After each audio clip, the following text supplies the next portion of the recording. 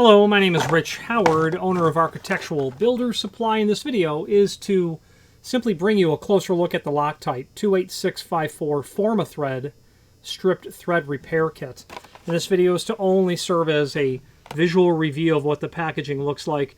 I have never used this product. I've used other Loctite products with great success, and understand that in industry they're a primary laboratory for industrial solutions when it comes to working with different materials. So all I'm going to do in this video is just to hold up the instructions on the back. You can pause that video if you want to read that. There's also an image down below. You can see the syringe that's in the side here. Okay, the material itself. Obviously further instructions would be inside.